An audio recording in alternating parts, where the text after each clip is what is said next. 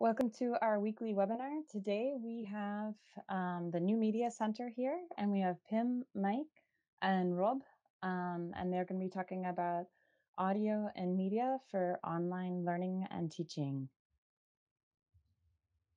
Thanks. Go ahead and start, Pim. Thanks. Thank you, Naomi, for that introduction. Welcome. As Naomi said, from the New Media Center, I'm here with Rob, and Mike is joining as well.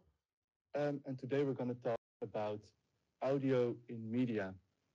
So to kick this off, I wanted to start with a short story, because way before the pandemic, I joined some kind of cultural festival, and at that festival, there was also a storyteller. And the minute he started talking, I was hooked. And I liked it so much, the way he told it, the things that he said, that the entire story became complete, which inspired me. And at a later point, especially when I started joining the New Media Center, I really realized it's not just the way he says it, it's also the things that he says. So you can imagine that some people really can tell something and you believe them straight away. And this is something I want to do as well. And then the pandemic came. Because suddenly the things you do, the things you move, how you interact with your audience became less important, because I started to notice that the means that I use for my story could downgrade my story. And I think some of you might encounter this as well, that you have a bad connection, a microphone that's not working. So even if you have the perfect story ready, your means towards that story can down quality. And I wanted to find guidance in this. So I talked to Rob, who is part of the production team, and to Mike, who's the project lead at the New Media Center, and asked them, what can I do? And to give this a bit of context, I have a short clip to highlight what I'm talking about. The Great Wizard of Oz.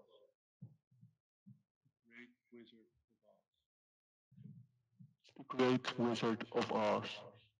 The Great Wizard of Oz. So this is a 10-second clip where I use the same sentence over and over again, and a lot can go wrong, right? Yep. Especially the last one.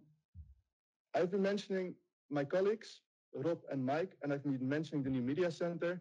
But for the people who don't know, Mike, can you briefly explain a bit what the New Media Center offers to teachers? I think I can. To teachers, of course, we do the course recordings. We help them with setting up a whole course. Yeah, of course, Pim, you know more about this because you made a course yourself this year. And of course, we do some location recordings in a studio, especially where Pim and Rob are standing now. I can show you. As you see, they are in the green screen studio. This is a studio we use a lot for the MOOCs and the Prophets. We have a quite broad range of products we deliver for clients, especially for teachers. So, I think this is a short way to tell you something about the New Media Center. Exactly. Thanks, Mike. Indeed, I think one of the main things that the New Media Center does, is help teachers with professional equipment, with professional people, experienced people in their media production. Yep. And I think the studio recording is a good example of this. Started already years ago with recording MOOC videos, but nowadays it's mainly talk shows, right? And location recordings too. No, both of them. Both still do a lot of work here, but now we're also doing live things like this. The talk shows. Talk shows outside, but also in here. Yeah, I think that's also the thing that we are here most proud of, right? The things we can do live, the things when you can go outside. So if you fun, go outside. So as soon as we're still working for the smaller projects, or for the larger project actually. So if you are working on something or an entire course, feel free to still contact us, and then we can see what we can still do for you. But that's a bit on the promotional side, because we are here to talk about audio. And actually, Pim, I Yes. just want to cut in because actually, your audio between the three of you actually sounds either slightly scratchy or maybe the microphone is too close or something. I'm not certain, but it does sound a little bit different than the other two when they talk. Oh, really? So that's my mic. Yeah, do you hear the same it's feedback? just yours.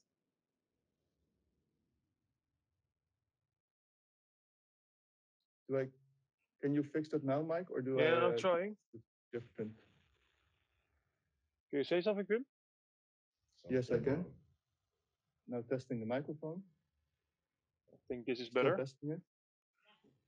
Er is een ruis op de achtergrond. Achtergrondruis. Bij Pim en bij jullie allebei. So even if I'm not talking, there is a noise coming from it. Ja, ook als je niet praat is er een achtergrondruis.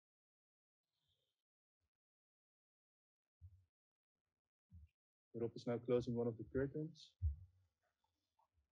Now it's less or more. Nee. Yeah, I think the audio I get in the control room is like quite nice. So I think it's more of a Teams thing because the audio we have here is less noise. Okay. To ask a question, is it too distracting to have this conversation, or is it okay if everybody is aware of it? For me, it's fine. It's okay. I just knew that someone had mentioned it to me, so I was just going to mention it. But yeah. Close this a little bit again. More. And this is how we adjust sound live, right? Yes, that's possible. This is one of the first things we were talking about. Going to talk about. Yeah. No worries. Go ahead and keep going though, because I think for me the sound is all right. It's Perfect. kind of Thanks for the feedback. It's good to be aware of. I was in my story. I was saying about the distinction that I wanted to make in this conversation, because in preparing this webinar, I've been asking in this setting and during the education day as well, what kind of settings do teachers use now remotely? And a lot has to do with Knowledge Clip, where people just record content at home, where they have to record something, they do it at home, and then play it back later for the students. Another part, which might be even larger, is the live recordings. So where they used to have a lecture in front of a group of people, they now do that remotely in a setting like this that we have right now, via Teams, via Zoom, via Skype, or whatever tools are being used. So I want to highlight those two things today as well. First, I want to talk about knowledge clips, and that's actually where the New Media Center can bring in a lot of expertise as well. So I compared different microphones. And in the second part, I want to go a bit into the live lectures and what we can do to make that as good as possible.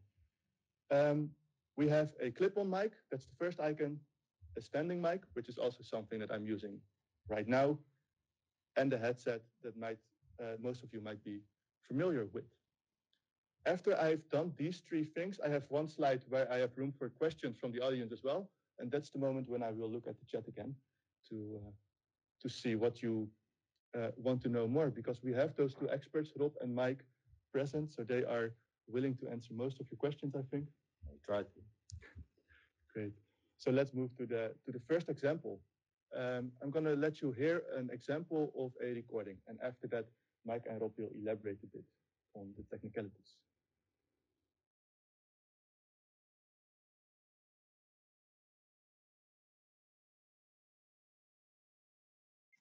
The Wonderful Wizard of Oz by L. Frank Baum. Dorothy lived in the midst of the great Kansas prairies with Uncle Henry, who was a farmer. So Rob, this is the clip-on mic. You've been using that a lot, right? Yep, we're using it and lately a little bit less because of COVID, and we do more with a microphone with a boom. But most of the time, it's usually it's clip-on because it's much easier to follow somebody, and you can walk, especially in a live situation. So somebody can walk around without being restricted to a desk. Yeah. the thing is you have to experiment with it. And the microphone, as you can see, it's really up on your shirt. And most of the time it's about this size, like this, should be around here. So that's the distance, between the microphone and your mouth. And then it all depends on how loud you speak and in which language. Might be different because in English there's a lot of up. And so what you see at the BBC, they turn it around. So they put the microphone upside down. And then so that you can filter out those less spit it in it. And it's like we always tell everybody you spit into the microphone. And that most of the time it's just a bit of experimenting if it's level downwards or sideways, or it all depends on where it is on your face or on your shirt.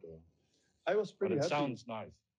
I was pretty happy with this recording, but I let you listen to it just before this webinar, and you already noticed exactly this thing as well, right? Yeah. That it's still cut off. Mike, can you start it again and see if we can focus a bit on the first part?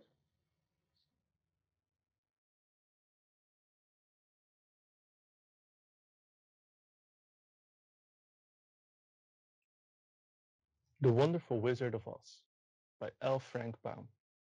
Dorothy lived in the midst of the great Kansas prairies with Uncle Henry, who was a farmer. In the Kansas, that's Kansas, so it's really the booms. That's where you hear the booms. Yeah. But it's worse on another recording later. The first audio fragment that that I let them listen to, that's where you really hear it, right? So if you're standing really close to the mic, sorry guys, that's when you hear it cut off, right? Yep. So that's where you have to try. That's just trial and error, the distance between the mic and the mouth. Yeah, and just listen to it and record it, listen to it, and change the thing. Maybe it's too loud, maybe it's too soft. In this clip, I'm wearing a t-shirt, which was pretty sturdy, so it got fixed in one place. If I would be wearing this and it was a bit loose, that's also one of the issues you can have, right? Yeah, if your shirt is moving a lot, then you'll hear that in the recording. But so that's the biggest problem of a lavalier mic on your shirt or anything. Everything you move, if your jacket is stretching with your arms, you'll hear that in the microphone. So this is one of the options, the lavalier mic. And you use it mainly when you have people walking around. Yes. And you have that points of attention, the distance, and the clothing requirements. Clothing might be an issue. Just a bit to put this into perspective, because as a teacher, I think those mics can be pretty expensive. Does it make sense for a teacher for a home recording to buy a professional microphone? I think, it all depends on how many recordings you do, or that's mainly the thing. And I think sound is the most important thing of your video, always. Besides the story. I can imagine, because if you have a good story and you want to have sunny sound, then if you don't have any pictures, that's okay. If you don't have the sound, then it's nothing. Exactly. And do you think you should immediately buy the most expensive one, or is it just enough to get a good laptop with a solid microphone, or is there an option in between? Cheaper microphones. It all depends on what kind of microphone, because some microphones need a power, 48 volts, or a 9-volt battery, or 1.5 volt battery, or a special thing between a mixer, which can provide power, because there's a difference between condenser microphones and then it all depends on the position you put the microphone in. If it's a closed mic or more away, then you can play with that. And if it's a lavalier will always be in your screen and always be in your picture. So that's what you call it, like a lavalier? Yeah, it's a lavalier. But there also you used a receiver and a transmitter. But there's also lavalier with just a cord. You can just plug into your computer. Yes, I've been seeing those at Coolblue, for example. let's go to the next video because I also did the same piece of story with a standing microphone.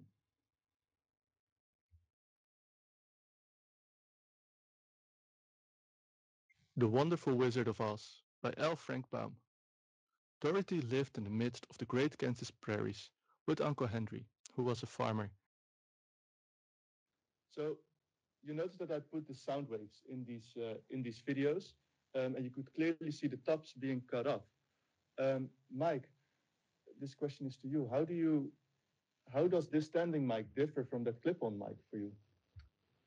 Well, next to it, what you see in the visual, maybe I can put the visual back on. Let's see. I can put it over here. The Wonderful Wizard of Oz. As we see, the tops of the audio peaks are like cut off, as we call it, because it's as you call it, the audio is clipped. There isn't any audio left anymore. The difference between this microphone and the microphone you had before, this microphone was too close to your mouth, and that the volume of your voice was too high. And that's what you see here in the lower, where it says standing mic. You see the peaks. The peaks are cut off. There isn't any information left in the audio field over there. So that's what where you say, well, the audio is damaged, it's broken. I will put you back on the screen. Yeah, that's one difference I see. And I think, yeah, well, the microphone was too close to your mouth. As you see, right now you're using the same microphone, but the microphone is way more off. I can put them harder if you want. Keep talking. Yes, so I can keep talking. You have to mute yourself, I think, otherwise we're going to hear the echo again. But there's also a disadvantage, right? Because I was too close to my mic now. I kept this distance.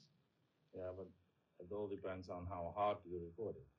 That's also a thing. So the level. If you do the level a little bit less, if you see this or record it and hear it, because it's not only visible, you hear it too. You hear it break. Exactly. So I do have to fix that in post. And sometimes if it's not that hard of a break, it's possible. Would you recommend teachers to start editing their own sounds? If they can, and if it's possible, and if yes, I think so. I think we do that all the time. You would even fix that first clip that I heard. Yeah. No, not the first clip, the second. Yeah, we always look and work with the video. Yeah, look in the waveforms or listen to it. That's the most important thing. And listen if it's good enough for you, for your audience, for you. Exactly, because I can imagine if I stand too far away from the mic, it's going to pick up a lot of background noise as well, right? Yeah, and it might be hollow, and it might be because and it all depends on your recording device. Because like Zoom or Teams, or they have a level thing inside, so they try to make it as loud as possible and without feedback. So that's a different kind of recording than you're really. This is something we're going to dive into when we go to the live recordings. So we have the clip-on and the standing mic, and as long as you know how to make use of it, they can both work. One of the last things is something that I prefer to use most often, which is a headset.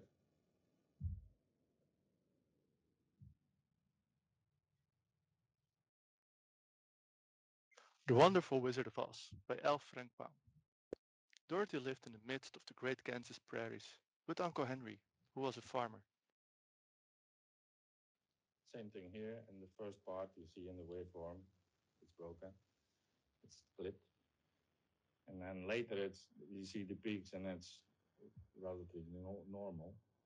One of the ways I could have prevented this is by moving my headset a bit away from my mouth. It all depends where it is. If it's low, then you still spit in it, like you say. And if it's a little bit higher, then you're more free of that.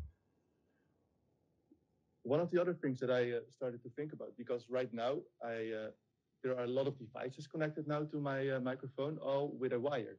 I'm also using a wired headset. Is that something you consider as well, or that you have advice on for teachers? I think always a wired set is always better if you don't move, if you don't walk away or something, because it's more reliable than if you do a Bluetooth, or because there's always interference from something, or could be, and it's less with the cable. I noticed this myself as well in one of my meetings, or actually many of my meetings. When I use my Bluetooth headset, I prefer it because I can walk around. I can grab a coffee if I turn off my camera, still listening. But as soon as I start to speak, suddenly it gives a message that my connection is bad. Yeah, but it also has to do with your computer or with your laptop and with the technical settings, stuff of because it has to do more with the wireless, and it has to work more with wireless than it works with I heard you say that the lavalier, the clip-on mic, you already see it, so that's something that you would not prefer. With a headset, that's even worse, right? You can hide it a little bit more. If it's in your shirt, you can do it on the inside, but then the sound of your shirt might be an issue. So what do you use to not have that mic on camera, or do you just try to hide it as good as possible? If we do a lavalier, then it's everybody knows there's sound, so we don't care much about that. But if you do a film, really a movie, then it's fiction, so you don't want to see microphones. Exactly. So then you really have to hide it. But most of the time when we do recordings, it's not that bad if you see that's a microphone. No, and I can imagine that for a home recording, a headset might work for a knowledge clip. Yeah. But if that's not something that you desire, I personally prefer not to have this headset. No, then you can better use a lavalier. Yeah. Great. Or put the microphone not on the table, but above the screen. Your screen. So. And then it becomes really important the influence of the environment, right? Because if I keep it further away, it means it picks up a lot more noise from the outside. What kind of things can I do to prevent this? To pick up the background noise? Yeah, you have to try to be away of hard objects like a wall, because then the sound will bounce back. So that's why you move the curtain at the beginning to prevent that the background noise, because that's a softer thing. Yeah. So if you're in the table can be a hard surface. So if you put your microphone down and you talk like down, then it might bounce back. And that's something that you actually hear in the recordings as well. And use headsets for listening. If you recorded it and you want to listen to it, then use a real good headset, and you can hear more than if you're listening to your computer. So that's also a thing, because what I usually do, especially when I made those clips, in this headset, I remember that I recorded it with this headset and immediately press play. But you're saying make sure that you use a good headset and that you use the same headset. The different results. Yeah. Because a good headset is always good to listen better to sound. That's obvious. I've been looking here at the New Media Center for a lot of headsets with microphone, but they all have that dedicated. They're all focused on audio, so they don't have the microphone. We don't have a microphone. And that's because those are quality headsets, just made for listening. Now we all have the same one, because then it's the reference. Everybody hears the same thing. Or maybe not everybody hears the same thing, but at least you compare it. It's equal comparable. I think that's a good thing. So as soon as you start experimenting, that's one of the things you said, because trial and error is the way to get a microphone working. Yeah. Make sure that you all assess them on the same level. So, or with the same headset, with the same. Yeah, and not on your computer speaker. Not on your computer speaker. So, different speaker might be better. And if I use them all for my computer speaker, is that okay? Yeah. Then it can. So far, I think we've discussed a few nice remarks. We walked through 3 different microphones. We had the clip-on, the lavalier, as Rob just explained to me, the standing mic, and the headset. There is not one who's better than the other. No, it all depends on the situation. It all depends on the situation. And for a knowledge clip, you can consider how visible the microphone is to you. Where a standing mic you can hide completely from your screen. A lavalier can be hidden with proper clothing. But the standing mic for me has as a disadvantage. I move a lot when I speak, so the distance between me and the mic varies as well. Yeah. So that for me would be one of the disadvantages of those microphones. But those are at least a few options. that we can give. This is my question slide. So I'm going to look in the chat. If you have any questions so far about what we've been just saying, what Rob or what Mike has just been saying, I want to scroll down in the chat to see if anything comes in.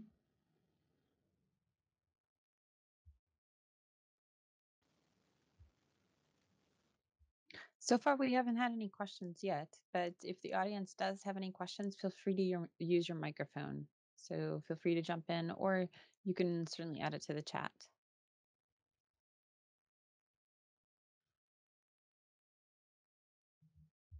We can also play around with microphones because we have 4 microphones in this room. Exactly. Mike, that might be a good idea. And we're using, basically we're using this one or these at this moment, but there's also one standing here. It's close, but it's going to pick up, so pick up that one. Yeah, Mike is switching from microphone to microphone. Okay. So this is the one, I think this is the one, yep. And there's also one over there, which is a bit different. We use that one for the recordings now because of COVID.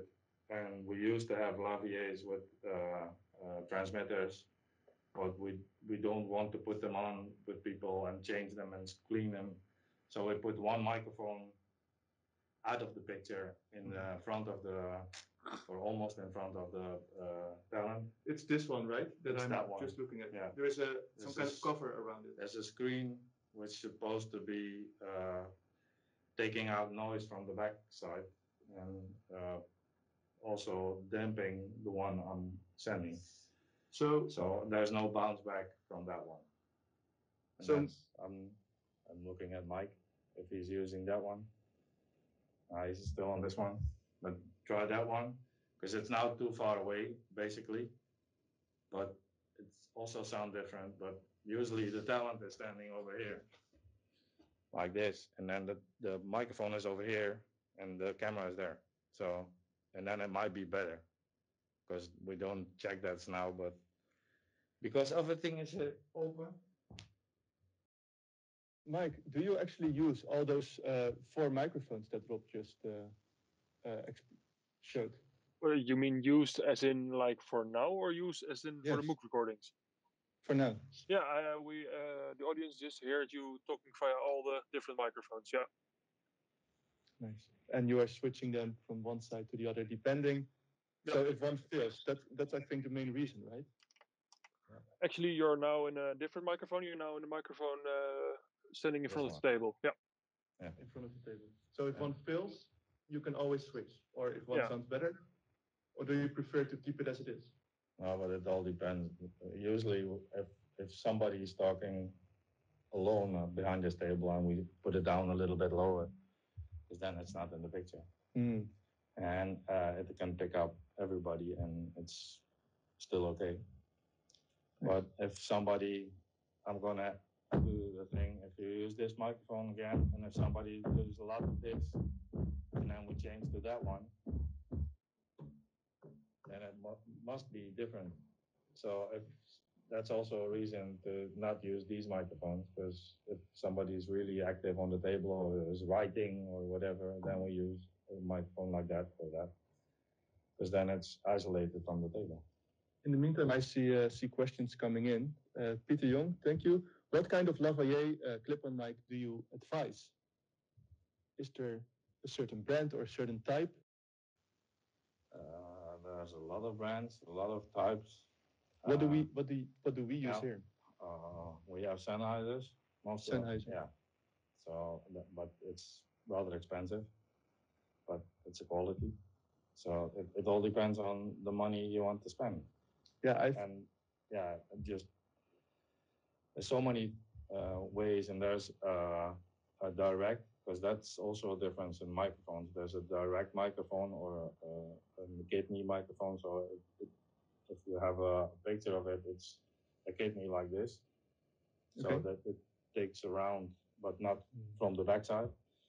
There's an Omni, so it takes everything. So that's the direction it captures the sound. Direction and the sound. So it all depends on what you need the microphone for. So for a knowledge clip, when you're walking around and walking outside, the more if we have a boom, because we do that outside a lot. And the boom is the boom is a microphone on a stick. On the stick, yes. Yeah, it's down there. And then I can hold it above your head or from beneath. It all depends on the wind or on how somebody speaks or whatever. But it's more directional. So there's super directional, and that's really something like this big. And if I point it to your mouth, then it's your mouth. If I point it to there, you almost won't hear you. Exactly. So the direction of a microphone is also important.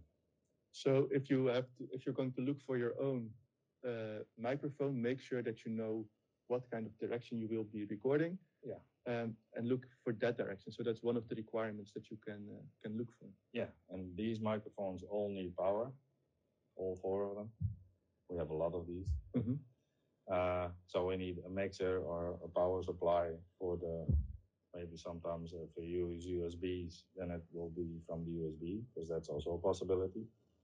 These are all connected with professional connectors, XLRs, to a mixer, and the mixer goes into the camera. That's also interesting. You mentioned XLR, because what I know for microphones, when I was looking for them, I found one with audio jacks. Yeah. So that's just a thing that I used to plug in my phone until Apple decided not to use it anymore. Yeah. I also noticed that the TU Delft offers one with USB. Yeah. But the thing you're using has XLR. Yeah. And that requires, as you say, external. Oh, that the microphone requires that. That has nothing to do with the XLR, but yeah, through the XLR you can put power into the microphone. So those have like an external. USB does that for a USB microphone. Does that mean that the USB is generally better than a audio jack? No, but it all depends on where you're going to use it. Because if you have a mixer, then you don't work with USB microphones. Exactly. Because the mixer is jack or XLR. A lot of variables. Yeah. Depending on your knowledge. There are also sound cards basically it's a sound card. It's a capture card, which is outside the computer. You can put anything in, the guitar, whatever, microphones with jacks, or it's always the same thing. And then it goes via USB to your computer. You have more control of how to record your stuff. And we had one question from Peter about what is a jack or jacks? Yeah, I can't show this. Jack is one. Nope. One in my pocket. The audio jack is often the green thing that you are. There are 3.5 jacks, and so there's the little ones from your headset normally, or the big ones is 6.3. It can either be stereo or mono. And an XLR is a 3-pin. Yeah, I can't pull it out here. So I read an interesting comment as well in the chat. Notice that the headset microphone. Oh, here, Mike is showing the XLR thing. I hope you can see him in the camera. Notice that the headset microphone combination is simply difficult because you can't talk easily without hearing what you say. That's also one of a good consideration, right, for picking a headset or not.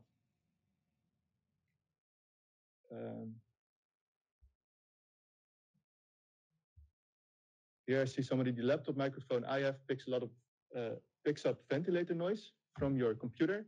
So I use a Blue Snowball. Yeah. I hear that you recognize it. Yeah, no. Blue. Let's see if we can. A great microphone. Blue. Make the great microphone. Let's dive a bit deeper into the live lectures, because that's also one of the things that I have been using a lot, where I've been talking into a setting with a group of people, and a lot can go wrong there. We have a short clip that shows what can happen.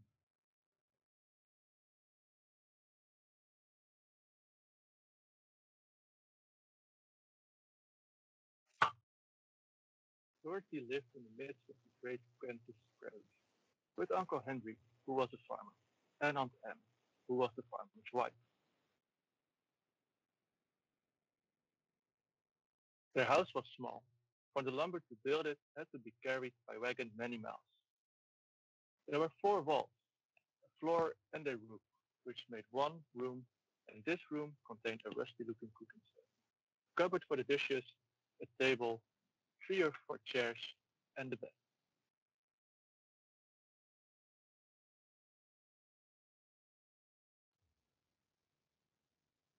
So, to you, Rob, what did you notice about this clip? It sounds far away for me.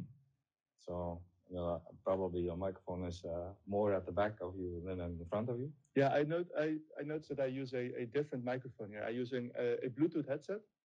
And I also saw that the microphone is actually all the way up here in my neck. And that's a thing that you mentioned, right, with the direction of what it records. If it's all the way in the back and I'm speaking to the front, it's going to capture less. To be honest, I noticed the same thing when I did a laptop recording, that it sounded way farther away. Yeah. For me, that had to do a lot with the Teams environment. That might be, because that's also the noise level of the Teams and all the other things like Zoom and so on. What they want to do is put your audio through. Mm-hmm. So if it's too soft, it's going to be compressed, and if you compression is the high level and the low level will be squashed together, and if that is a lot, then also the noise level will the noise background noise will level up to your normal. So that might be a problem, and if you're too far away, especially, and it will crank up everything. Tries to emphasize the sound that it does get, which might it also include. But that includes also the noise. But in general, I think it does a great job, because when I speak in my microphone of the camera, it always seems to work at some kind of steady level. Yeah, it's also a telephone. Like in the old days with a normal telephone, that's why it was invented. I think that's also one of the things that you have to consider, right? Because if I'm doing a lot of Teams, I wouldn't buy expensive microphones if I just use it in Teams or in Zoom. Then use your microphone on your laptop. Then you use your microphone on your laptop. Or your headset. Because a more expensive microphone gives you more control over what it records. If you use, especially if you use a mixer or an external sound card. But yeah, a technical platform, does a lot of finding the average, so that even people with a bad microphone sound good, and with a good microphone are hearable. Is there an English word, hearable? In the second part of the clip, I had a conversation. I had a meeting with myself. That's what you've been looking at, because I wanted to test it. And what I decided to do is I put my phone on the table, and in the second half, I unmuted myself and started to tap on it. That's not always a good thing, right? No, but that's also on meetings, for instance. If you host a meeting, or if you can mute anybody. So if you have noise from somewhere else, then mute them. Exactly. So what you can often do in most of those platforms is mute all your participants. Yeah. Because even if you consider all those technical requirements and those functional requirements of the direction of your microphone, as soon as somebody starts to interrupt you, or has somebody in the background, a cat moving in, or doing this, or scratching, and a lot is covered out actually by those technical platforms, but not everything. So make sure to always mute your microphone. That's how basic it can be sometimes. Yeah, ask them or mute them yourself. I've been mentioning a bit that I had a meeting with myself. You gave me actually some advice on this, how to test your setup before you go live. Can you highlight a few of the things? I always make a test with somebody which is not near you but somewhere around, so then you can test if everything works. And then if it's okay, then you can go to the meeting. We did this with Mike before we started. So yeah, so even for this setting, we tested it. We know it works, but still we test. Exactly. And even though the audience still, somebody heard a noise in the background. That might be the platform, or whatever, because we can't change. We know what we get in here and we know what we send out. Exactly, So, because you have all those mixes in between, you know that the sound that you send out should be clean. Should be good. So that's the reason that we think it might be platform related. Yep.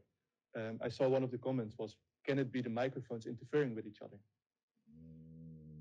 Yes and no, because it might be if we're really close, but basically these are directional, so shouldn't be a problem. Should only record the things that are coming Like we from have here. 5 people sitting here. We can open all microphones and still we don't have anything.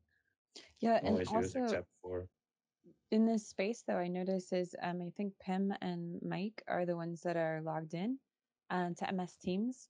So I wonder if it had anything to do with the account then with Pim for that, because Mike is fine. Like we don't hear any background when Mike talks. My first impression is that my laptop ventilator, I think that was one of the comments as well, Maybe. interferes a bit with my microphone.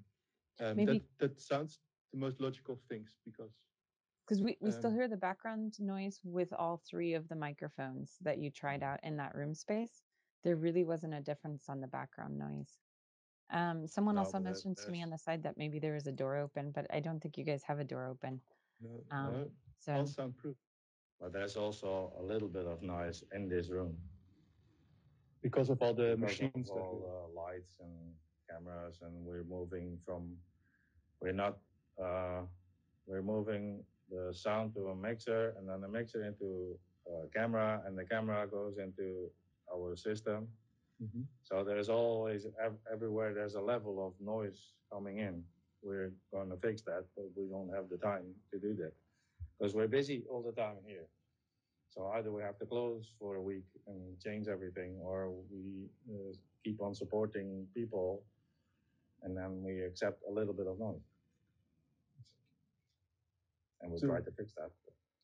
To give you some guidance on what you can do at home, is test in a real setting.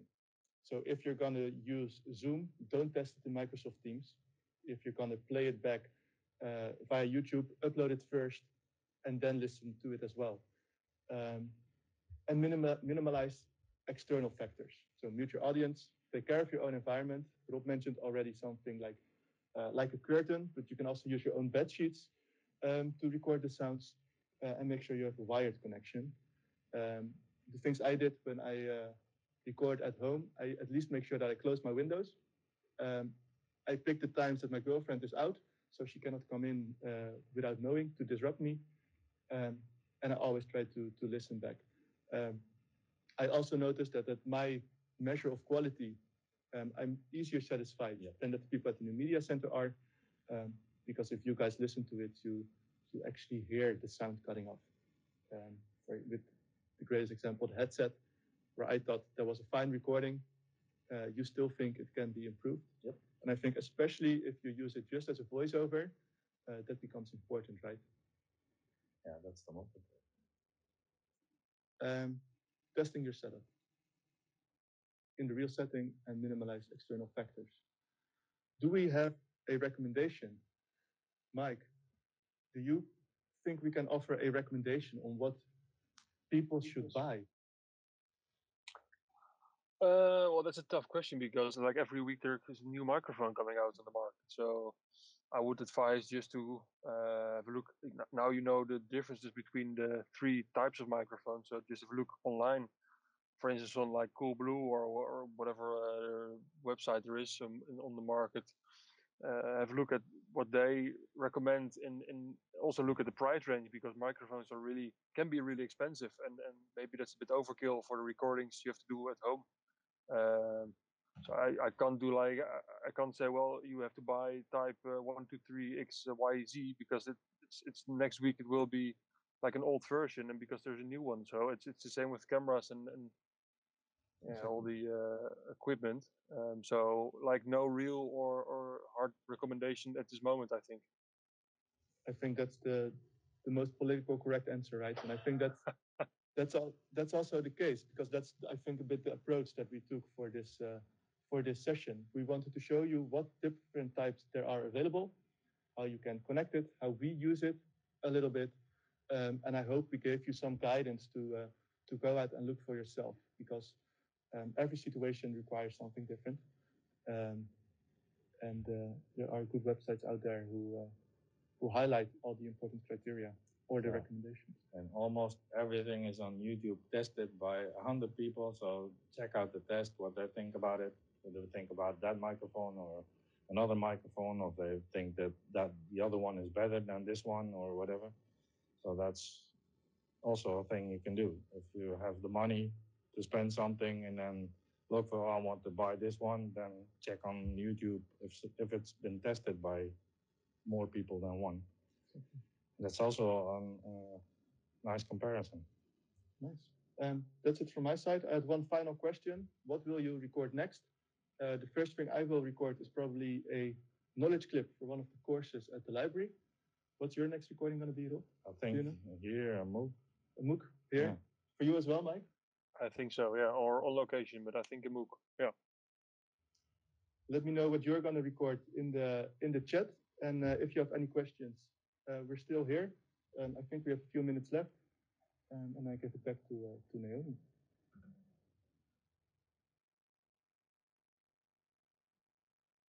Thanks. So if you have any questions on audio, feel free to use your microphone or use the chat.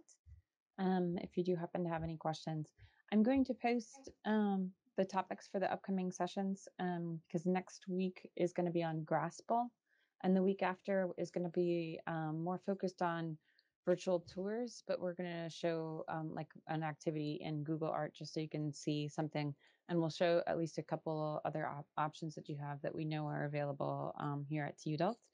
And just so you're aware, we will not have any webinars on the 23rd or 30th of December for the holidays, but we'll be back on the 6th of January. But if you do have questions, feel free to use your microphone or use the chat.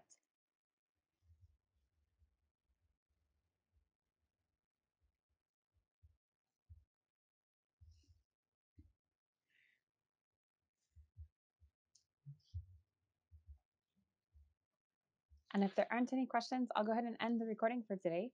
And then after that, we'll see if anyone else has any questions too that they want to offer off air. For those of you watching, thanks for staying with us for the recording.